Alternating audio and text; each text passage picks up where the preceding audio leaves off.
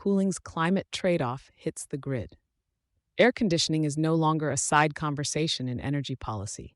It is emerging as both a frontline adaptation tool and a fast-growing source of emissions.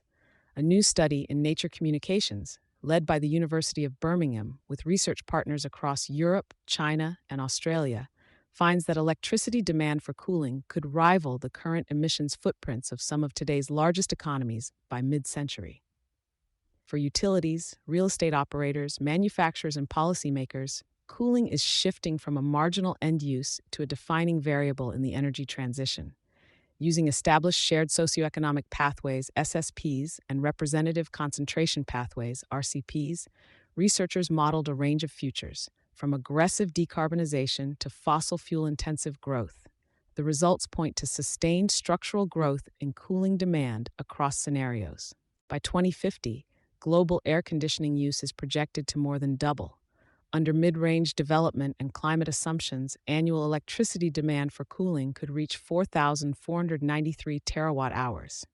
In higher emissions pathways, air conditioning alone could generate up to 8.5 gigatons of CO2 equivalent per year, exceeding the United States' current annual emissions of roughly 5.9 gigatons. The researchers estimate that the additional cooling demand could contribute between 0.03 degrees Celsius and 0.7 degrees Celsius of global warming by mid-century. In a climate system operating within tight margins around the 1.5 degrees Celsius target, that increment is material.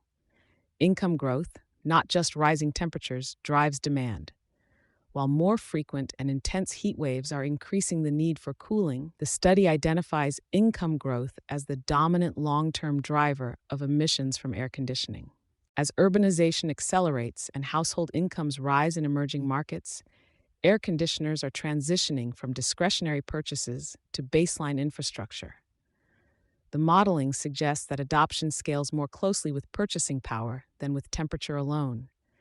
Depending on income thresholds, additional unit deployment could reach approximately 94 million units at medium income levels, around 150 million units at high income thresholds, more than 220 million units at the highest income tiers. For utilities and grid operators, this implies that cooling demand will track economic development curves rather than climate variables alone.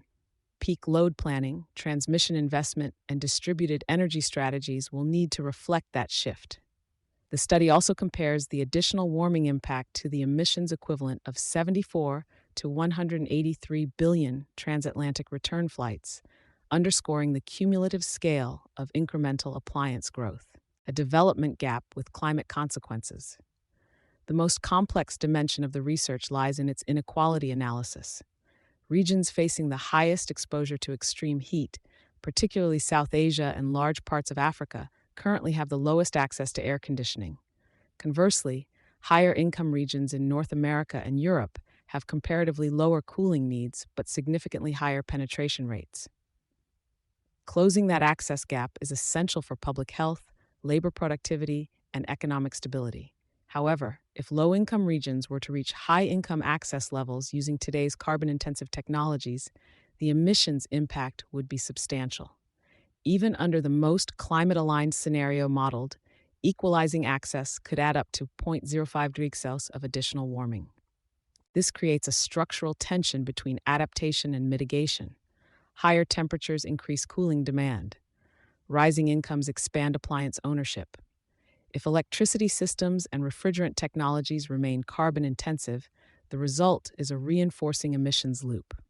To quantify these outcomes, researchers combined population-weighted temperature and humidity exposure with the Global Change Analysis Model, GCAM, to project adoption and energy use. Emissions outputs were translated into warming impacts using the MAGIC's climate emulator. The policy implications extend across sectors: accelerated grid decarbonization to limit emissions intensity of additional load, faster transitions to low global warming potential refrigerants, strengthened appliance efficiency standards, building design strategies that reduce thermal loads through insulation, shading, and passive cooling. Operational and behavioral shifts also matter. Modest thermostat adjustments and demand management during peak hours can reduce both emissions intensity and grid stress.